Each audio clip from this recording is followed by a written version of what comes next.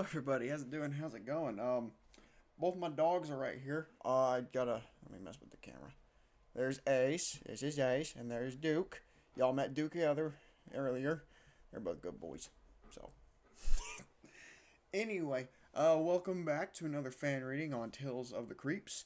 Today we're looking at another short story. I'm kind of getting to the other short stories because they deserve attention too, because of course they do. It's called Blackwater Blues by Pet My Puppies. That capital Pet, lowercase my, and then capital Puppies. I don't know if they've written anything else. I'm sure they have. I'll leave a link in the description below so you can check out their other works if they have written anything. I have no idea what the story is about, but it is, short like last week's. So, all right, I'm kind of excited. Let's get into Blackwater Blues. The floorboards creaked and groaned as Fred slouched into the old rocker adorning the front porch of the ramshackle trapper's cabin.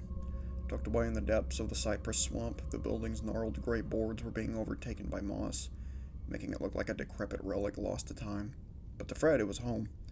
Rain rippled off the rust tin roof, some of it dribbling into the old bluesman through the holes in the worn overhang, but he paid it no mind.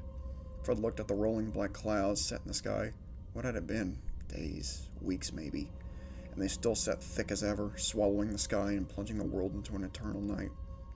When the occasional lightning flash pierced the gloom, Fred swore he could see something moving in the shadows of the arc light. Fred packed his pipe with the last of his navy flake, breaking his rectangle of cancer onto pieces long ways and rolling it into little bundles to tamper down into the bowl. He flicked his lighter piercing the black with a brief beacon of orange until the tobacco caught with his puffs and glowed. The smooth smoke filled his lungs, his taste buds tingling with warm smoke laced with notes of hay and honey. He heard his radio crackle to life with static from the windowsill as he exhaled. Stay indoors. Avoid contact. More static. It had been days since any real news had come through.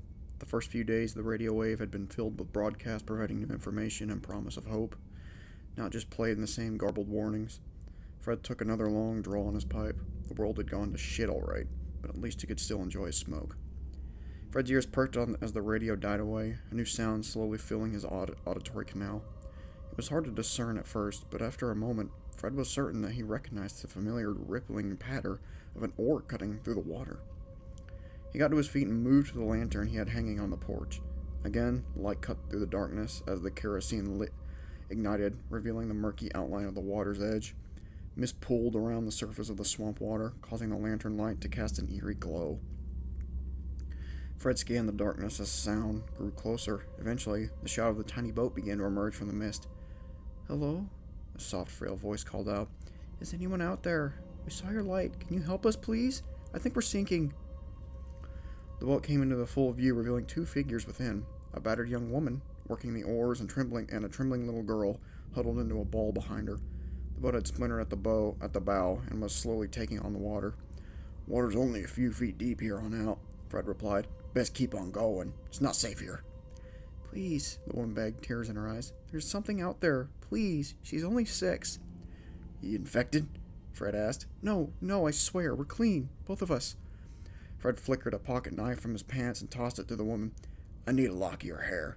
Your young'uns, too." The woman hesitated, but Fred just shrugged.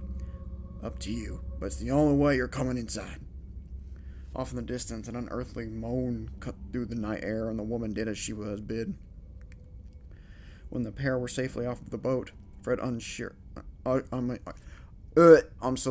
Fred ushered them inside. The small room felt crowded with the extra bodies inside of it. It was always meant to be one person digs. "Well, make yourselves at home. I'm sorry to say, but it ain't much," Fred said. He pointed to the singular other doorway in the building. "Bedroom's back there. This room's for everything else. Take your little one and get some rest if you like. I promise I won't bother you. Bed's a bit stiff, but there's plenty of blankets if you need to get warm." "Thank you, mister." "Just call me Fred," the old man replied. Once his guests were tucked away, Fred went to the chest that he kept in the main room and retrieved the large mason jar within. Unscrewing the lid, Fred placed the locks of hair from the guest inside. He had already added his own days ago. Wrought iron nails clinked on the glass as he shook the jar, burying the hair under the dirt within. Nothing left to do now but wait. Thought to himself as he returned the jar to the chest.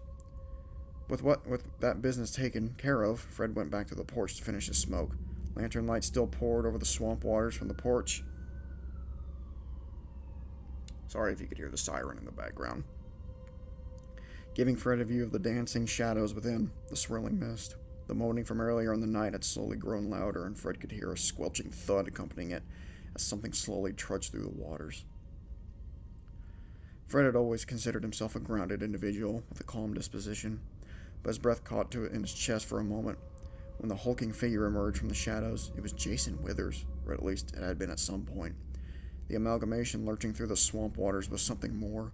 The old trapper had a gold tooth that shined in the moor. That shined in the lantern light. Fred would recognize it anywhere, but outside of that, his transformation left him alien. The man had fallen into the swamp as he succumbed to the infection. Beside the slack jaw containing the tooth, a second mouth just jutted out from the Jason's neck, causing the remains of his human head to loll over sideways. Fred could hear clicks in the air around him as the massive jaws of a swamp gator frenziedly snapped at nothing while the figure moved along. Jason's mouth left out the mournful moan Fred had been hearing as the angry gator jaws knocked his human head around with its furious chomping. A thick reptilian tail hung, melded into the chest cavity, causing him to lurch forward with the weight. Gator scales and skin had twisted with the other. The black tendrils, those creeping, pulsating harbingers of the plague, acting as living stitching, holding the opposing forms together as one.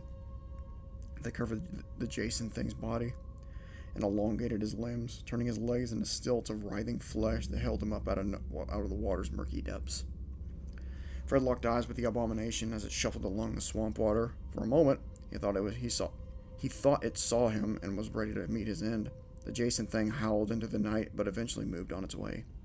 Leaving the old cabin behind in its wake, Fred exhaled a sigh of relief. Fred's mama had never been an educated woman, but what she lacked in smarts she made up for in wisdom. Mama loved her family, and above all else, she wanted to keep them safe. She had come from a long line of voodoo practitioners, and before she passed, she taught Fred the old ways: iron nails for protection, grave dirt for concealment. Voodoo blessings drew power from Mother Nature. As this alien blight ravaged the earth, Fred thought it was the high time that Mother Nature started to fight back. After a few hours, Fred rapped at the door frame outside his bedroom until the woman stirred. "Coast is clear. Y'all best be on your way." The woman looked defeated. "Please?" She started, but Fred hushed her, rolling up his sleeve, holding his arm to the lantern light. A small patch of black, pulsating tendrils clung to his wrist. "Best be on your way," he said again. This time the woman nodded in a somber understanding. Fred sat at his little kitchen table, iron nail in hand, wincing at the tug at the flesh in his wrist. The tendrils fell away yet again, withered to dust as they detached, but they would be back. The nail was keeping them at bay, but each time they took more of him, inch by inch. Maybe just wasn't a fight Mother Nature was meant to win. Maybe this blight wasn't really an end, but a precursor to a new beginning. Fred scratched at his arm. The damn thing always itched to high hell after he scraped it clean. He sighed to himself. "This too shall pass." Fred grabbed his pipe and his guitar and went out on the porch to his favorite rocking chair. Another blackened sky, another rainy day. A mournful tune echoed through the still swamp air as he sat down and played. That was a neat little story. It was really short and punchy and to the point. I liked how, oh, man, there's the burp. Man, I was missing that for a couple episodes. Anyway, I really enjoyed that. It was like how the reason the gator didn't attack him because he was already infected in a certain way. It's just that this old voodoo magic was just kind of keeping it at bay. And I really like how he was still like willing to help the people, the mother and her daughter, off the water just to keep them safe for a little bit. I don't really have much to say. I really like the description. I like the setting of an old swamp with voodoo magic. It's just really fun. I liked it a lot. And thank you so much for Pet My Puppies. If you want to check him out, or her out, I don't know. I'll link in the description below. Or you could check out the Discord I have. You know, we can all just chat, talk. You know, you can recommend stories to me. I'll read them. So, again, thank you all so much for watching. I appreciate it. And you all have a great day, okay? Later!